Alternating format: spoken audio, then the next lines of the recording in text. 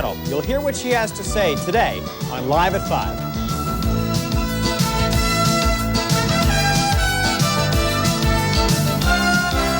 To keep your shredded cheese fresh, you can stick to the old ways. Or you can try the new Zip Pack resealable bag from Sargento.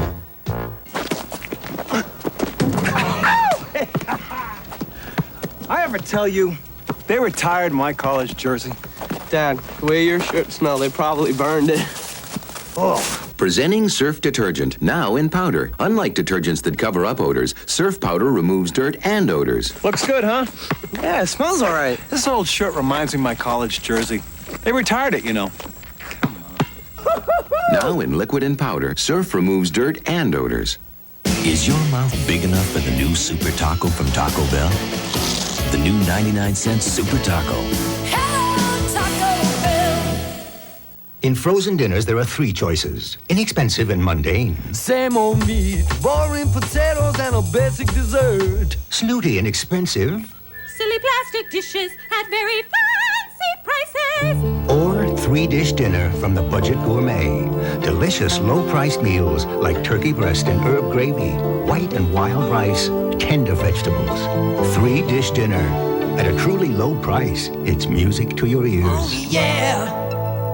Now you have 2 great opportunities to catch Great Weekend on Channel 5, Saturday mornings at 8 and again at 9. Make the most of your weekend with Great Weekend Saturday. You're watching KSTP TV, Minnesota's News Channel 5. Live from Minnesota's News Channel, KSTP Channel 5. Mark Sapelsa, Angela Astor, Dave Dahl, and Mark Curtis bring you Eyewitness News, live at 5.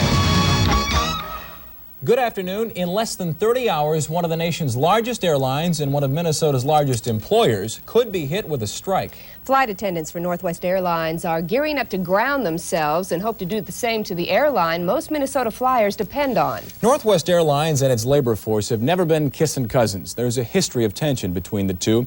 We have team coverage now as I take you back to the early days that began this rocky relationship, which still exists today.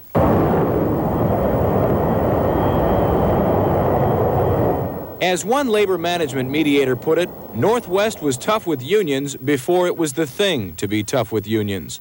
Jim Halverson, head of the Northwest Pilots Union, says it shows at the bargaining table. Well, they're still very tough. There's no giveaways. History proves that right. Since 1975, only United has suffered as many airline strikes as Northwest. Northwest's hardline, bottom-line approach to business dates back to the early 1950s, when a man by the name of Donald Nyrop took over a floundering Northwest Airlines and made it profitable. Employees call it the Nyrop era, a 25-year period of effective money management, but unusual, almost military-like people management. Example, these 1978 pictures show Northwest headquarters bathroom stalls without doors. Workers tell me they were taken off to keep them from loitering, wasting company time. It was a situation where management was going to manage and the workers were going to work, and they didn't want any input, and you didn't find any suggestion boxes any place on the property, and that's just the way it was going to be. But stock analyst Mike Hamilton, whose specialty is Northwest, says this is typical in a fickle industry controlled by tight schedules and heavy competition. Inherently a business that has to run very much as a military machine. But when Northwest's current chief, Steve Rothmeyer, took over in the early 80s, communication lines between labor and management opened drastically. But since the merger with Republic a year and a half ago, Halverson says it's been a throwback to the closed-mouth, bottom-line days of yesteryear. Northwest is not willing to spend an awful lot of money in areas where they can't see a direct result of it. The result of that could be a nationwide flight attendant strike tomorrow, the latest chapter in the storied history of Northwest's troubled labor relations. Now, we asked Northwest, the company, if it would participate in our story. It refused, saying it wouldn't be right during current labor negotiations. Mark, did you talk with anyone out there who considers the practices of Northwest to be good business? Well, he doesn't claim to be a proponent or an opponent either way, but the analyst I talked to says Northwest's way of business has helped the firm stay on an even keel financially during some bad times when some other airlines have been up and down, up and down. So Good or bad, there's a number of sides to this whole thing. Well, as one strike is still threatened in nearby Elk River, a strike affecting nearly 6,000 school kids is in its 4th day. Teachers are out on the picket line once again. At the same time, the district is making plans to begin reopening classes next week. Over 110 substitutes have applied for jobs. The district will staff the 12th grade classes first. The substitutes will be paid on a daily basis and make up to $200 a day. That's more than the current teachers are making, but the district says it's the same rate teachers were offered before they decided to strike. David Brom, the Rochester teenager accused in the axe murders of 4 of his family members, will spend 1 week in Minneapolis undergoing psychological testing. That will be to determine if he should be tried as an adult. David Brom is charged with the deaths of his father, Bernard Brom, his mother, Paulette, and a younger brother and sister. The bodies of the 4 were found in their home 1 week ago. Last night on The Update, we followed the Minneapolis police as they made their latest raid on a suspected crack house. And our reporter Kevin Berger had the chance to be behind the scenes as the raid was planned and executed. Now, she joins us today with an eyewitness account. Kevin. Mark, police obtained a search warrant to allow them to break into the house at 2320 Plymouth Avenue. In 80% of the raids on suspected crack houses, Minneapolis police find weapons, usually high-powered guns. So they approach every raid as if their lives are at stake, because they may be. When a raid starts, the action is fast and furious, but the action follows hours of planning. A crude chalkboard drawing gives the officers the lay of the land, how they'll get in, what the risks are. At this house, police suspect lookouts are on guard. Every time I've been down, there's been at least one young black male right here at this corner. At one point, he was giving sign language to a guy in the front door. Lights went up, door closed. They went right back to it. A half hour later, started selling. Half these officers make up the so-called entry team. It's their job to smash into a house that's well fortified. The other cops compose the crack team. They take over once entry is gained. Almost 24 shadowy figures creep through a backyard to make the surprise raid. They're holding a battering ram, breaking down the door. Inside, 3 suspects are handcuffed. Police find steel bars on the inside of the windows, steel fencing on the outside. They discover paraphernalia used to make and smoke crack. And they look everywhere for drugs, in a stove, in boxes, in suspects' purses, under drawers in a cabinet. It's hard to say, but I would say they're definitely trying to hide something. And by the quantity of the paraphernalia especially. We've got every kind of instrument you can think of for the distribution or for the making of cocaine right here. So we'll just keep right on looking and hope we'll find the stash. You believe it's here somewhere? Oh, yeah. Police continued the search into the night, but never turned up the drugs they were looking for. And it's ironic that after all that planning, 3 suspects have been released. Police still hope to charge them with operating a disorderly house, which is a misdemeanor offense. But officers believe their aggressive tactics are imperative in dealing with drug dealers who are increasingly sophisticated and increasingly violent. And they say last night's effort was not a waste of time. And it was quite interesting to see them in action. Must be a little frustrating to have those folks released right away. But I guess my question is, if time is so important, what's the first thing they want to do when they go in? Well, they want to make sure that they have suspects who may or may not be armed, that those people are in a place where they can't hurt anybody. But I thought it was interesting, as I sat there and they worked on the chalkboard, the one question all the officers kept asking is, where's the bathroom? Because that's typically where they will go to flush the evidence away. And so they want to have the best information they can on where the bathroom is when they bust in. That's wild. Thank you, Kevin. A close encounter of the sexual kind. Next, an exclusive interview with a prostitute who says she was the one involved with TV evangelist Jimmy Swaggart. On the health scene, Dr. Breen shows us a new guard against sexually transmitted diseases. Right here at Metro Mazda BMW's Special Finance Department, we really do care. We understand how very often money problems can occur. So no matter what your current credit problems are, give us a call today at 645-0441. Ask for Pat McIntyre, and in no time at all, he could have you driving a car like this, 1987 Chevy Sprint, or maybe this one. A 1987 Mazda B2600 4x4. Metro Mazda BMW, offering good people with a poor credit standing a second chance. To everything, there is a season. And this winter at Dayton's, you can save on Lee's carpet, but you won't have to pay for a long time. a very long time. It's Dayton's Lee's Carpet Sale with deferred billing. Save 20 to 40% with your Dayton's charge, and your first payment won't be due until August. At Dayton's, you save now, pay later, much later. The Lee's Carpet Sale. No payments till August. Who's got America's winners? Chrysler Plymouth, that's who. Right now, get our biggest cash back ever. $2,500 cash back on the Chrysler New Yorker Turbo. $1,500 cash back on the Chrysler LeBaron Coupe. $1,000 cash back on the Chrysler Fifth Avenue, or $500 cash back on the Plymouth Reliant America. Chrysler Plymouth wants you to be an American winner. Who else competes like Chrysler? Nobody.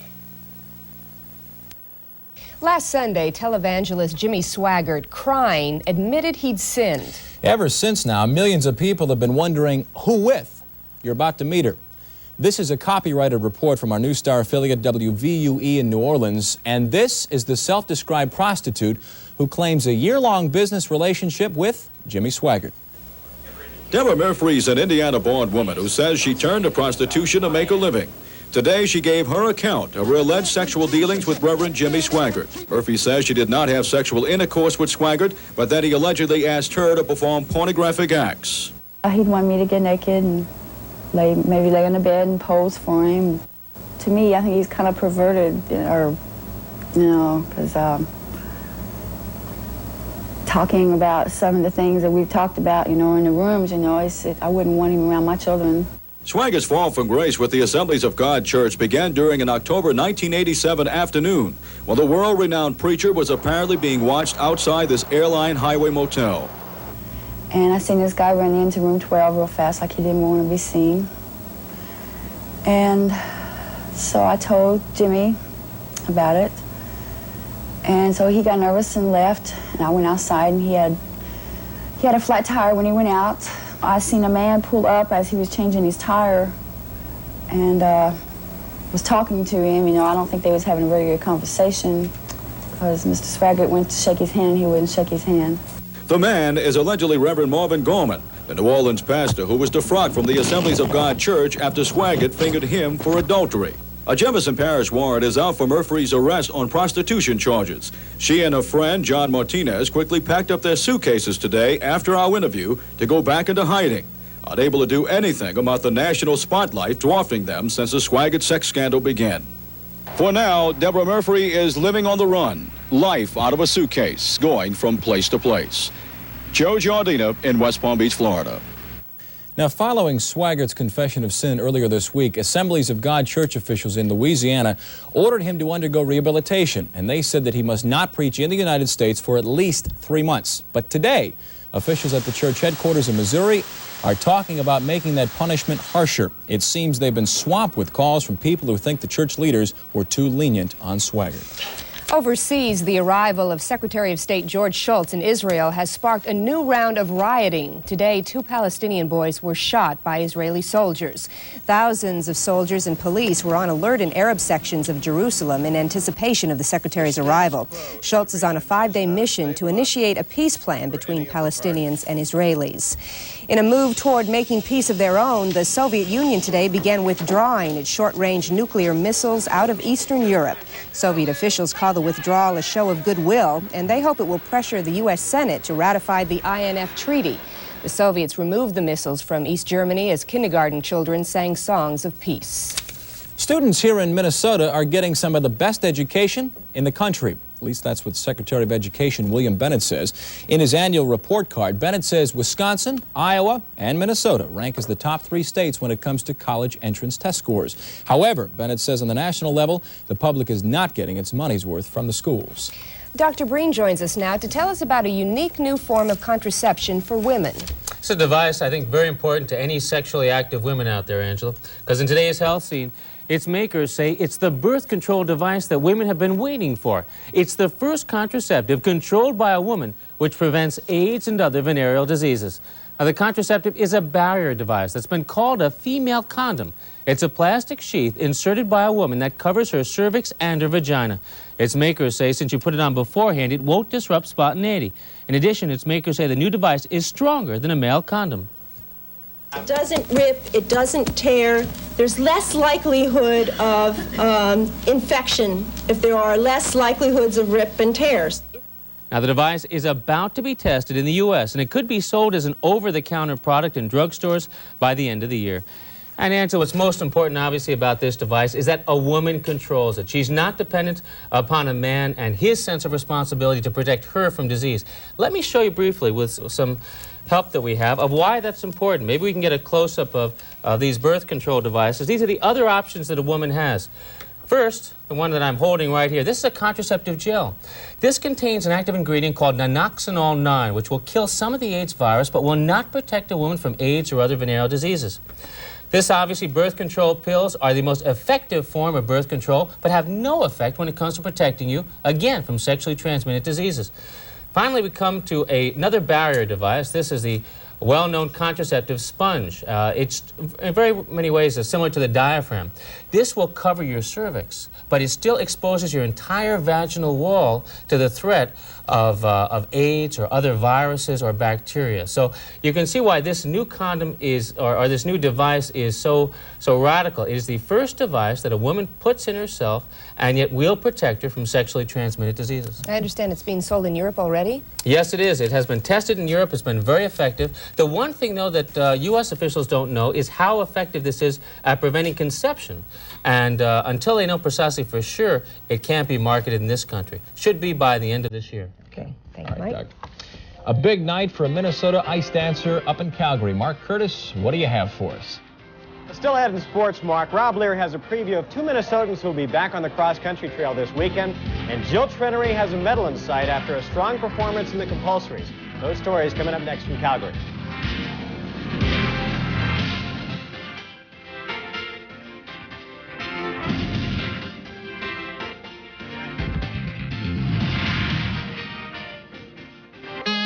If you were stranded on an island, what kind of car would you want? On this island, you'd want the legendary reliability of Toyota Camry. You'd want responsive 16-valve power and front-wheel drive to ease your way through savage traffic in very civilized room and comfort. And of course, you'd want Camry style, just to impress the natives. Toyota quality. Who could ask for anything more? Reach high with a 2-foot step stool from the Rich Ladder Company, just $4.99 in February. Look for the banner at participating True Value hardware stores. This typewriter and I have been through a lot of deadlines together. Kind of shows, too. But I wouldn't trade it for anything. It's kind of like my Yellow Pages, U.S. West Direct.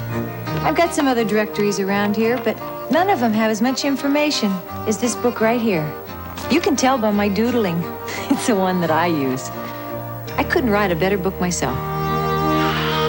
U.S. West Direct, the one that gets used. The old bench warmer here to tell you in just over 46 weeks from now, the Vikings will be playing in the Super Bowl. But to kill some time until that happens, Southdale Ford Yugo is having the largest truck sale they've ever had. 2-wheel drive, 4-wheel drive, conversion vans. You can get some great deals, like this 1987 Ranger, $109 a month, no payments till June of '88. So for the lowest payments ever, call Southdale Ford Yugo right now at 835-5555.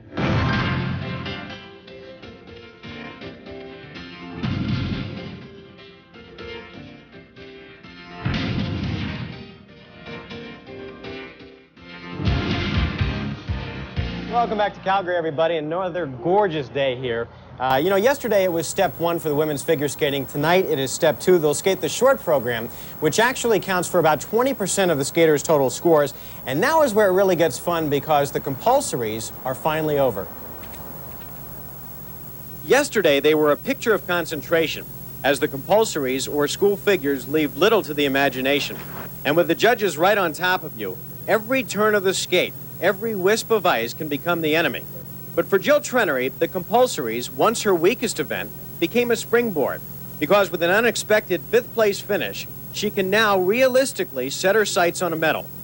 When I placed high in figures in Tacoma, I was second, and I just was so excited that, you know, I just kind of kept going through the whole week, and that's how I feel now. I mean, I'm just pumped up, so, I mean, I'm going to give it my best shot. It's within reach, and I'm going to try to get it. Debbie Thomas finished second, and for her, it's more a battle of nerves. Thomas is expected to challenge for the gold, and must now try and put Katarina Witt out of her mind. I don't really feel too much pressure, like I have to do well and somebody else has to mess up type of a thing. I think it's just going to probably end up coming down to the long program. The main thing I want to do is do a clean short program. All right, again, the women's short program is coming up tonight. We'll have all the highlights for you at 10 o'clock. We'll also hear from Jill or her dad at that time. The grand finale, the long program, maybe Jill's strongest event, is coming up on Saturday. Now, obviously, for the U.S. skaters like Brian Boitano and for Bonnie Blair, the Olympics have been absolutely great. Just the opposite, though, for the U.S. cross-country skiers. And one of the problems, let's go to Rob Lear now and find out. And Rob, I hear that the biggest problem of all has been the waxing. Right you are, Mark. One of many problems plaguing athletes of that sport. And, you know, cross-country skier, you think of a tranquil test of endurance, but it's been anything but peaceful here in Calgary. Soviet skiers have been accused of blood doping. U.S. skiers are accusing their coach of showing signs of favoritism. When it all comes down to it, we're guessing that in the years ahead, well, Canmore is more likely to be remembered for controversy than the conditions. The setting is breathtaking. The village is Canmore. Home this month to the Olympic Games Nordic athletes. Cross-country skiers like Todd Boonstra and Kevin Brockman. At night, the U.S. cross-country ski team resides in the Olympic Village here in Canmore. But during the day, they work out of these huts, which are really nothing more than a converted trailer. We're not trying to hide anything. We just we don't want people looking in on what we're doing, just to be alone, get a little privacy. There is a lot of secrecy and a lot of, mystery about what waxes are going to be used by certain countries. We're all testing various ones and hoping to out-wax each other country, and hopefully we'll do that. Opinions on waxing are as wide-ranging as the results have been in Canmore. Warm weather has made for better spectating than skiing for members of the U.S. squad. It was tricky waxing. I had good skis. My skis were fast. I had really good kick until about 12 Ks. It started to get a little slick. But the weather, I think it warmed up a lot towards the end of the race. But no, it wasn't the skis at all. It was me. So the wax hasn't entirely been all to blame here for some of the disappointing results in these Olympic Games, but Boonstra and Brockman will get one more chance. They'll take part in the 50-kilometer race on Saturday. Mark? Rob, thanks a lot. Coming up at 6 o'clock, we'll hear from Jill Trenery and preview tonight's short program for you. Also, we'll take you down to Florida, where the Twins are underway in full swing. Eddie Cairo's down there. Mark and Angela, you don't write, you don't call. I haven't seen you in 2 weeks. We miss you. We'll be glad when you come home. You know, you're not going to even need to. You're not going to even need to go to Florida after this one, pal. You better come back with a 10. Thank you, Mark. Coming up next, the California freeway covered with $400,000 in change. And later, Bruce Springsteen takes his tunnel of love on the road. I guess it's 2 years gone by now. With the most sweeping tax changes in history, everyone's asking questions. Can I still continue to take my IRA? What's deductible? It's too confusing. Here's where you'll get all your answers. Because our people know the new tax laws. They'll save you every dollar possible, so you'll get the biggest refund you have coming. H&R Block, I know they'd be there. They'd be there to put their hands over my shoulder and put me at ease. If there's ever a time for H&R Block, it's now. Don't face the new tax laws alone. My new Taurus is a great-looking car, but the real beauty is when you get behind the wheel. Taurus front-wheel drive and a wide stance makes for sure-footed handling on almost any road. And the Taurus is from Ford, builders of the best cars and trucks in North America. Cars and trucks that go the distance, and you'll find them at the dealers that go the distance. Your hometown Northland Ford dealers.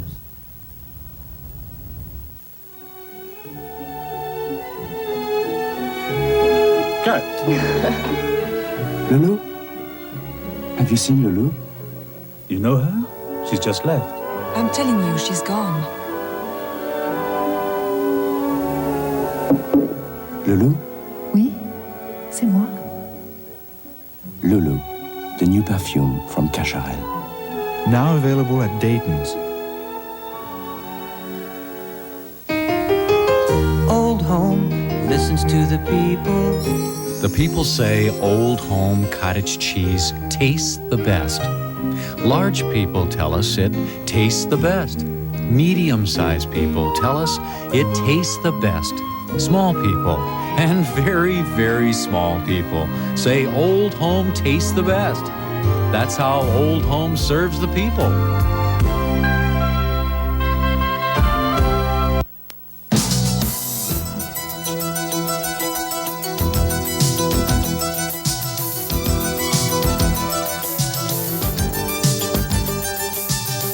This bulletin just in from Panama. That nation's president is ordering General Noriega to step down as head of Panama's military. Now, Noriega is under indictment on drug charges here in Florida. Noriega reportedly refused to resign, so Panama's president says General Noriega will be forced out. More on World News Tonight at 5:30. Well, some people would have considered it the highway to heaven. Imagine this, a California freeway lined with $400,000 in change. It happened early this morning when an armored car overturned after blowing out its two back tires. 38 tons of coins broke through the car's roof and onto the highway, but crews made sure every penny was picked up long before the morning rush hour. It's what you call Penny Lane. I saw a movie like that. I wonder who spread the tax to blow the two rear tires. That's right, two rear tires at one time. Yeah, really. It's better than having snow all over the street, isn't it? Boy. Rather shovel that up. Yeah, those guys that are coming down from Calgary, we're going to make them feel at home because it's going to be in the 40s, it looks like, late in the weekend and probably by the beginning of next week, still in the 40s, as all of our snow cover is going to go. Temperatures right now across Minnesota, the eastern Dakotas, are still in the 30s and 20s across our state as the warmer air is just out to the west of us. 32 as close as Mankato, 33 at Redwood Falls and Alex, 30 up in Brainerd, but still in the upper 20s across eastern Minnesota, most of west central Wisconsin. This warmer air in the 30s, 40s, 50s, 63 at Pierce, South Dakota. It's all headed in this direction. We're going to see that warmer air gradually slide this way. Thanks to the upper winds, the upper wind pattern right now is warmer through the middle part of the country, and by the weekend, it'll continue to have this bulge of high pressure right through the midsection of the U.S. That'll keep the warm air coming from the west and sliding right up over Minnesota. Keep our temperatures above normal, probably through the beginning of next week. Take a live look at Calgary. Once again, their temperature is sitting at 61, mostly sunny degrees.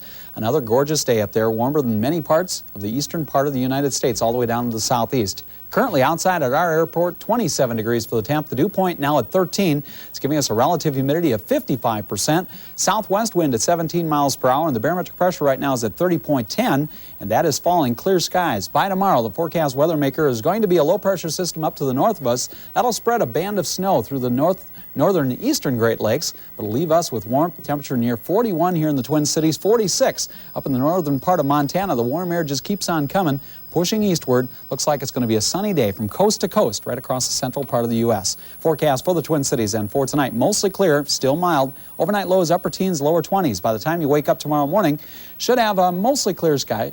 Few clouds out there, temperature right around 22. Then in the afternoon, mostly sunny and warmer. High temperatures then 39 to 43. Northwest winds at 10 to 20. By Friday night into Saturday, mostly clear, lows in the 20s, highs then again up to around the upper 30s to near 40, and it stays up there. Looking ahead then a little bit further for Sunday, Monday, and Tuesday, we still have temperatures in the 40s all the way through the beginning of next week. Low temperatures in the 20s, and that is a little bit above average for this time of the year with lots of sunshine. No real mention of any storms in sight. Mush. Or melt. Something like coming that. Up, yeah. A couple of years ago, Bruce Springsteen took this country by storm with a live concert tour. Next on Live at 5, the boss does it big again. To keep your shredded cheese fresh, you can stick to the old ways. Or you can try the new Zip Pack resealable bag from Sargento.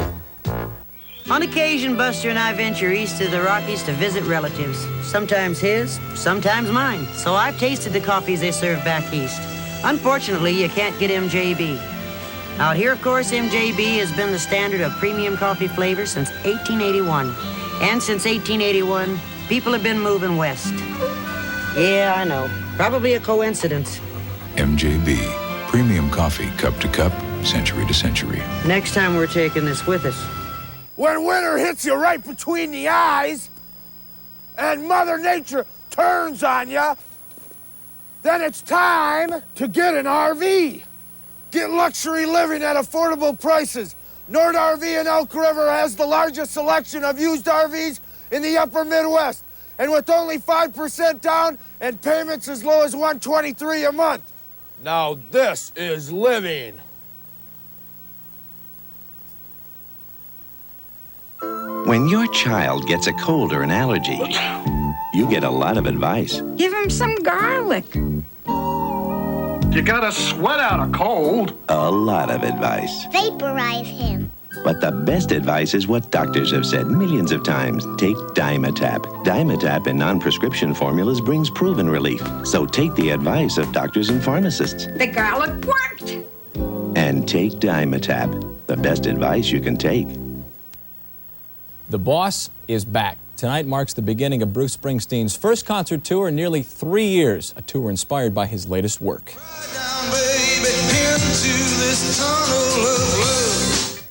The video, the song, the album, Tunnel of Love, in which a mellower Springsteen sings about the joys and heartbreaks of romance. Now, in Worcester, Massachusetts, site of tonight's concert, heartbroken fans found getting a ticket next to impossible. And by the way, Springsteen fans here in the Twin Cities, as of today, he's not coming here on his 20-city tour, although promoters of the tour have inquired about possible tickets at the Met Center. I'd go and see that one. Yeah, me too. Right now, Stan Turner's in the newsroom with a look at what's coming up at 6 o'clock. Stan? Thank you. Good afternoon, everybody. What was it that somebody put in the assistant principal's coffee at a suburban school? Was it a prank? Was it poison or something in between? We'll detail those questions at 6. And what do you do if your police drug raid finds drugs and little kids, too? We'll tell you more about that dilemma, which is a growing problem. Please join Ruth and me tonight at 6. Back to you. ABC, this is World News Tonight with Peter Jennings. Good evening. We